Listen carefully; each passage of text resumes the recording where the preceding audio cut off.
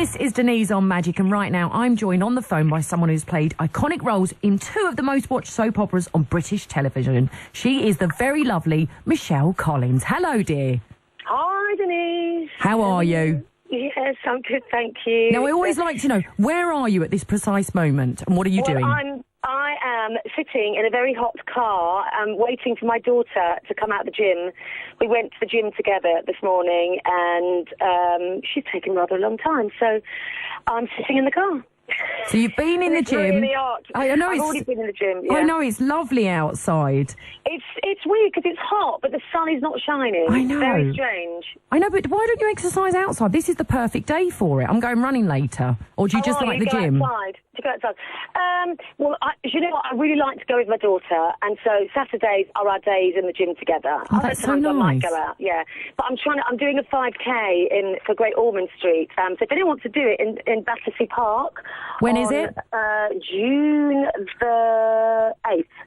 June the 8th. Do you know what? I'm away, otherwise I would do that with you, because I love Great Ormond Street. Oh, okay, yeah. It's a great course. So if anyone wants to do that, it's in the morning on Sunday, the 8th of June in Battersea Park, and it's all for Great Ormond Street. There you go. If you fancy doing it, get yourself down there, Battersea Park. Right, Michelle, I want to talk to you because the last time we caught up, we spoke about your book and the fact that you were still in Corrie when you were about to leave. So there's a lot of catching up to do. So tell me, things have changed quite dramatically in your life at the moment, haven't they? Because you've come out of Coronation Street. Yes, I'm not in Corrie anymore. I left around, I actually left physically around mid-Feb. I think my storyline ended in April when Stella went off to New York. And then I did this big sort of 3-week tour of the book, which came out at the beginning of April. This is me.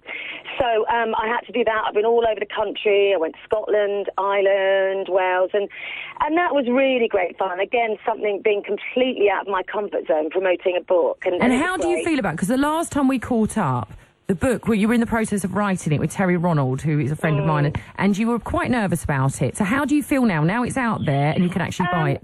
Yeah, I was, oh my God, I was really nervous. And you know, things like when it first comes out, the serializations, that sort of thing, it really is very, very nerve-wracking. But once it's out and once you're exposed, it's sort of okay, actually. I mean, it is it's a very, very personal thing. You know, I mean, I talked about, you know, eating disorders, which I've talked about in the past.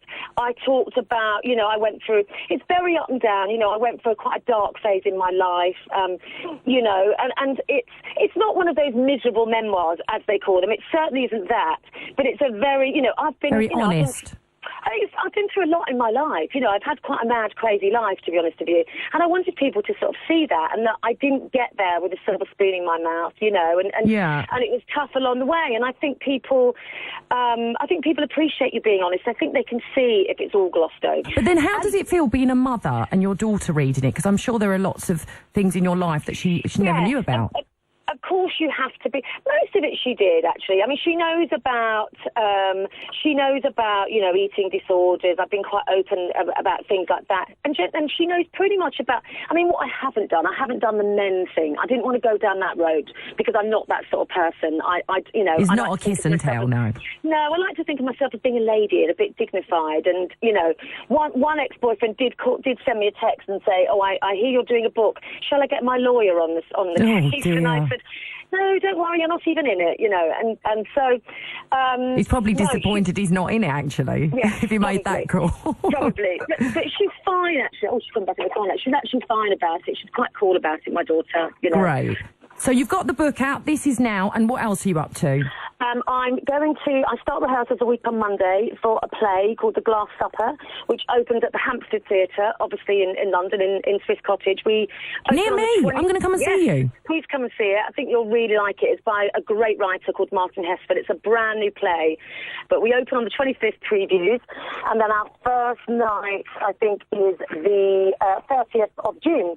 Amazing. So it's quite a small theatre, so if people want to come, they should I'm going to be there. Absolutely. I want to see you in action. I'm going to invite you for first night, Denise. I'd love you to come. Thank you. That'd be amazing. Michelle, thank you so much. It's been great catching up with you again. The book is out now. This is me, Michelle Collins. Here's a little Westlife for you. What about now on Magic?